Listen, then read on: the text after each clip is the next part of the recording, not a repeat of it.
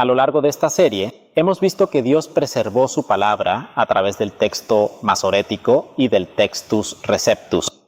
También vimos cómo los manuscritos corruptos de Alejandría dieron origen al texto crítico y a las versiones modernas. En este episodio veremos el resultado de esa corrupción, el daño espiritual y doctrinal causado por las Biblias modernas que alteran o eliminan partes de la palabra de Dios. Muchos cristianos bien intencionados piensan que las versiones modernas solo cambian el lenguaje para hacerlo más fácil de entender. Pero en realidad, la mayoría de esas versiones están basadas en un texto completamente distinto.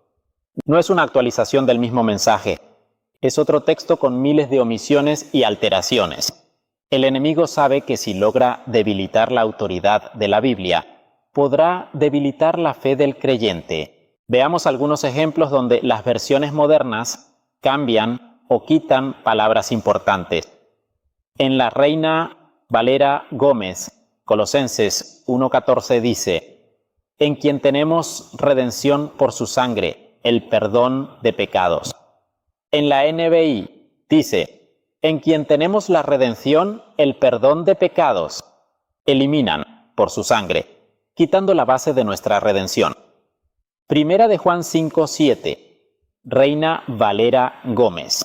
Porque tres son los que dan testimonio en el cielo: el Padre, el Verbo y el Espíritu Santo, y estos tres son uno. NBI y NBLA.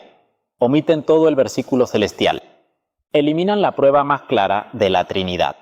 Marcos 16, versículos 9 al 20. En muchas versiones modernas aparece entre corchete o con notas que dicen: estos versículos no aparecen en los manuscritos más antiguos.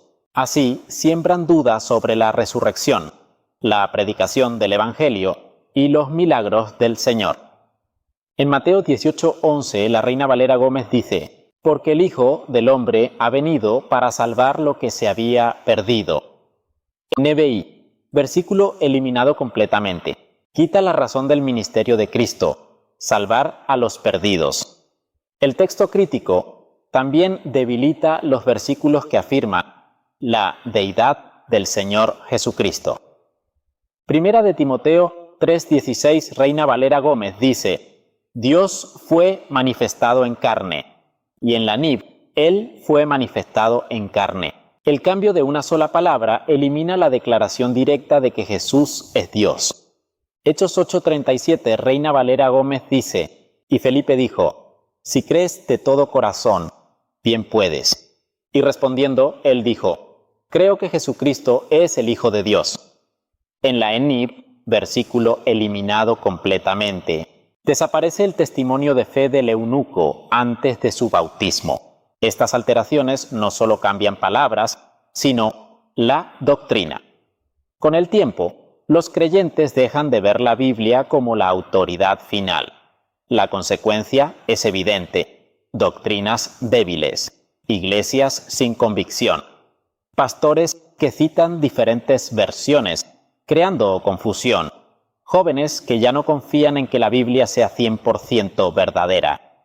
Satanás no necesita quemar Biblias, solo necesita reemplazarlas por versiones diluidas. La palabra de Dios advierte severamente contra añadir o quitar algo de las Escrituras. Apocalipsis 22, 18 a 19 dice: si alguno añadiere a estas cosas, Dios traerá sobre él las plagas que están escritas en este libro. Y si alguno quitare de las palabras del libro de esta profecía, Dios quitará su parte del libro de la vida. Negar, cambiar o suavizar la palabra de Dios tiene consecuencias eternas. No se trata de preferencia personal, sino de obedecer al Dios que la preservó.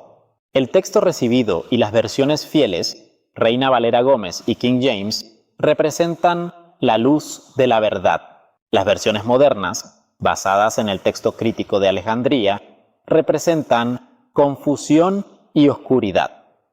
En lugar de acercar a las personas a Cristo, las alejan de la autoridad divina.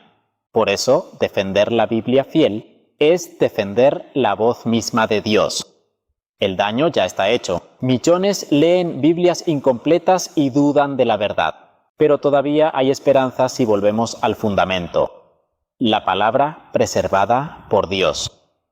La Biblia no necesita correcciones humanas. Necesita corazones obedientes que crean y vivan conforme a ella.